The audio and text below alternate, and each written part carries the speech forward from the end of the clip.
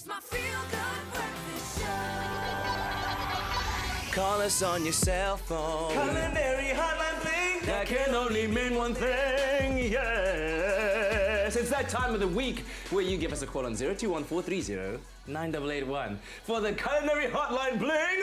Ting, ting, ting, baby. Peter Ayub and Angie Boyd here to answer your culinary conundrums. Please, we welcome your calls. Get them in here, especially because today is all about, is it National Marshmallow Toasting Day? Something along those lines. First I've heard of it. We'll go with it. I thought it was National Fat Cook Day. I don't know. We're talking about all the different techniques of toasting marshmallows. So I hope Marshmallow that you... in the fat cook. How about dessert fat cooker? We can work with that. And in the meantime, of course, we'll be taking the questions that came through from Facebook. The first one of which came through, guys, from Mareka, who says, good morning, I'm a chef in training. I got my certificate in food prep, hot kitchen, not pastry yet. When doing the drip mode on the cake, they normally use ganache. But my question is, can you only use melted chocolate? All right, so does that question make sense to you? It does make sense to me, Okay, let's try and answer that. Then. Okay, so I would not recommend just the chocolate. Firstly, you need to temper your chocolate.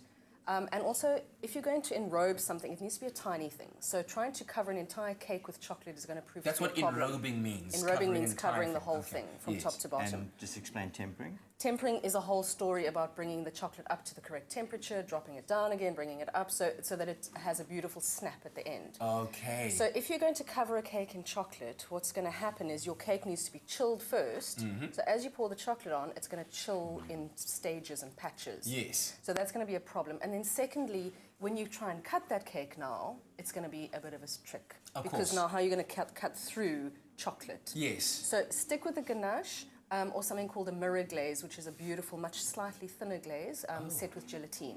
Okay. Yes. If you come to our chef school, we'll teach you how to make it. She referred here to drip mode. Yeah, What's drip mode? So you can cover a cake with drip chocolate. Drips over the edge. Okay. Yeah, it comes dripping down. Okay, all right, that's what it means. I had another completely different picture. I wouldn't use plain chocolate. You would still use your ganache. Or your mirror glaze for that. And then a question from Tobega Shange on Facebook says, may I ask, how do you make apple crumble? Is it possible to use other fruits beside apples? So strawberry crumble, pineapple crumble. I'm going to answer that for her.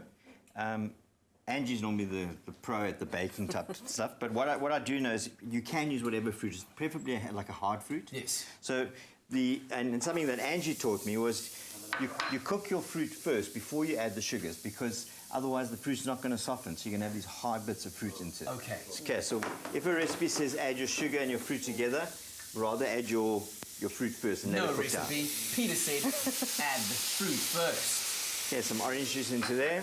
While you're doing that, you were talking about using hard fruit. Give me other examples of hard fruit that you could use. Pears, plums, plums are good, yeah. Okay. Actually, pineapple you mentioned would be divine. Really good with some spices in it. Pineapple crumble. Go ahead, Peter. Okay, and then what I'm going to do now, the fruit softens, so we're going to add the sugar, and we're going to let it cook down a little bit. What we have over there is our fruit already been stewed. Okay. To make the crumble, we're going to take all our dry goods, which we've got desiccated coconut. You can use flaked almonds oats, or almonds, seeds, anything to give it a bit of texture. some sugar. All right, very sweet dessert, obviously. Baking powder, and then we're going to add our butter in. This is where our hands have to get a little dirty. Okay, and we're going to crumb it. We're going to make it like it's almost like bread. What's that final spice that you've got? That's some ginger. This is going to go in here. I tell you what, you add that, and we're going to prepare the apple crumble, and we'll explain further how we then, of course, incorporated it into the softened fruit. In the meantime, give us a call on 021-430-9881. We'll be right back with the Culinary Hotline bling. Sing, sing, sing. It's my feel-good breakfast show. Call us on your cell phone. Culinary Hotline bling. What is fun is being in the kitchen with these two for the Culinary Hotline bling. Sing, sing, sing. Listen, we made the crumble. The fruit are softened. So once you've made the crumble, you just sprinkle it over, bake it in the oven, 180 degrees for what? How long?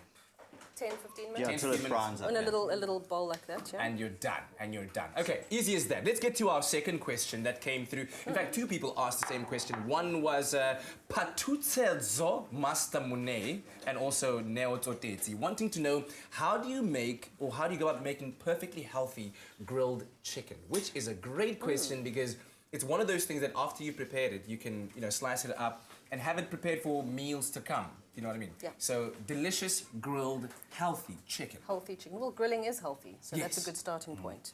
So let's go about that, yeah? I think the easiest thing to remember though, whenever you're cooking anything like chicken, any of your proteins, is to seal it in a hot pan, and you can do it with a little bit of oil. You just must make sure that the oil is hot enough, and so it's a lot healthier to use an oil that can actually reach a really good temperature, so that the oil doesn't seep into the food.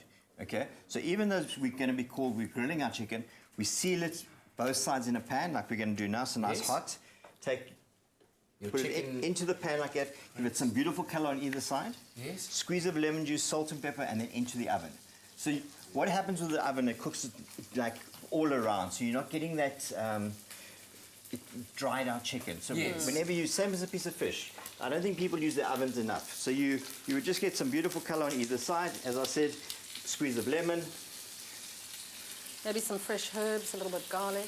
Because I was about to ask that as my next question. Oh, so by the way, you at home can of course give us a call on 021 430 9881 to engage in the culinary hotline bling. Sing. The different ways in which you can flavor it. That yes, it's healthy because it's grilled chicken, but you also want to be able to eat something Exactly. that you go. Spices, chili, garlic, Yeah. any different sort of fresh herbs. Fresh herbs are so good for you. Chicken takes So- on so many flavors. So it's a very neutral protein. So it's Yes. really good with that. You can use a beef sauce over it, which will be really good. You can use something like a sherbel or something that's good enough for like a fish dish. So chicken's that beautiful protein that will take on any of the flavors. That is rainbow pepper Rainbow pepper. Rainbow pepper, yeah. Just pink, black and white. on earth. Okay, so I'm trying to look for that perfect color, Peter. Okay. Will it take you about 2 minutes on each side on a really hot pan? I'd say even what we do in culinary industry as well, we always put our presentation side down first into the pan, so that in case it sticks or anything, it's a lot neater. Okay. So I would put my first side down for about a minute longer or two, so let's Yeah. say 4 minutes like that, flip it over for about 2 minutes and then into the oven. Simple as that. All right, we're going to be back again with the two of you. In the meantime, you give us a call on 021 430 9881 for the Culinary Hotline, bling! Ting. It's my feel good breakfast show. Call us on your cell phone. Culinary Hotline Bling. That can only mean one thing. The Culinary Hotline, bling! Sing is in your house. Give us a call on 021 430 9881. The sizzling that's going on right here, courtesy of that fried chicken, grilled chicken, that we made. Peter just kind of threw those pieces of lemon in there, and I thought, what are you doing? And he tells me that because it caramelizes, the sour flavor of the lemon turns sweet, and that just makes it all. And then you present like that. But now I feel like you're hiding my chicken in the forest. Why are you hiding the chicken Just in give the me forest? give me a bit less green. Are you happy? I'm very, very happy. That looks absolutely fantastic. Try that out at home. Beautiful, healthy, delicious grilled chicken. Let's get to our next question that was asked by Anna, all the way from Vereniging, who said, what's the best way to for donuts, or to make donuts, and what makes that glaze so soft? Well, donuts are again just another yeasted recipe that we fry. So instead of your like we made the plain fed cook recipe earlier, Yes. this one is going to be more enriched. So it's the same flour, yeast, salt. Now we're going to add some sugar Yes, because the to yeast sweeten feeds it off up. the sugar. Yeah, and it sweetens it up slightly. Oh, you're good, hey? You should just run, Zola this, Nene in run there. this whole thing. Then we're going to add some butter. We're going to add milk and an egg. Mm-hmm. So we've got a really lovely enriched dough. Same process. Knead it till it's elastic. Yeah. Let it rise. Let's just go ahead and mix that up very, very quickly, just so people at home can see So how it goes we together. add all the dry ingredients together: sugar, a Then little bit there of it salt goes. and yeast, instant yeast. It's very easy to use. I'm not going to break. This would be melted, mixed. You mix all the liquids together basically, and then you add it in. Okay, so And then all we're going that to will form go a dough, together. knead it, let it rise, and then make your little shapes. Yeah. You can do little round ones. You can cut them out and make the circly ones. I guess the then important thing deep right fry now them. that the glaze, because glaze. I've tried to work with this before, which is Icing sugar? icing sugar and water. Good old icing sugar and water. So this is really a glacé icing. Okay. So sifted icing sugar, you can use water, you can use any liquid you like. So Okay, so you added Slowly. bit by bit. Bit by Don't go bit. all at once. Okay, I tell you what, can you keep on doing Yep. that while we take I a can. call right now? Johan, all the way from Pretoria. Johan, good morning. Good morning, everyone. The question I would like to ask is, in the herbs, savory, is it a soft herb or is it a peppery herb? How and where do you find it? Okay, so just repeat that. So you talk about herbs, and what would you like to know about herbs? The herb sort is a savory, a summer savory. All right, so the question is, what kind of herbs to use for savory dishes? The herb type. The herb. The herb type. So Oh, if is you're summer preparing- savoury? Yes, it's Yes. summer savoury. It is a particular type of herb, not terribly well found. You won't find it in shops. It's something that's going to grow naturally in your garden. But it's a sort of a gentle herb. We actually don't use it very Yeah, often we at don't. all. But it's I wouldn't say it's peppery. It's not as hard as It's rocket not or something. rockety peppery, and it's not basil peppery.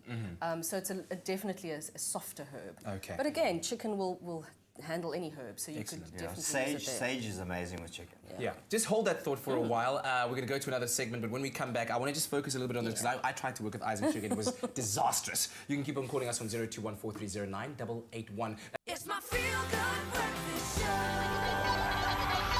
Call us on your cell phone. Culinary Hotline, bling. Well, thank you so much to Nikki Bush and Graham. They're giving us some great advice on how to better help our children develop through life. And one of the ways is, listen, I think just getting your kids into the kitchen and teaching them all these kinds of things that we're learning here from Peter and Angie. We were talking earlier on about icing sugar, and I was making cookies about 3 weeks ago. That's impressive. Yeah, and I followed the recipe to the T, but when it came to the icing sugar and especially creating that glaze that goes on so smoothly and then hardens on top so that you have that snap, it was a disaster. It was an absolute disaster because mixing it looked like a rocky consistency, and then I had to kind of add drops and drops and drops of water. I literally had Zola on the other line like, what am I supposed to do right now? So what's the secret to making it as ideal as that? Because you had a lot of icing Yeah. and very little water. Exactly. Firstly, sift the icing sugar, very important, so there's no lumps in it. Yeah. And then add your liquid drop by drop. And what's quite nice is you can add anything you like. So you could add orange juice, lemon juice, any liquid that you like. So you can flavour it up accordingly. Guys, you won't imagine who's on the line right now. Who? Zola Nene on the line? Hello!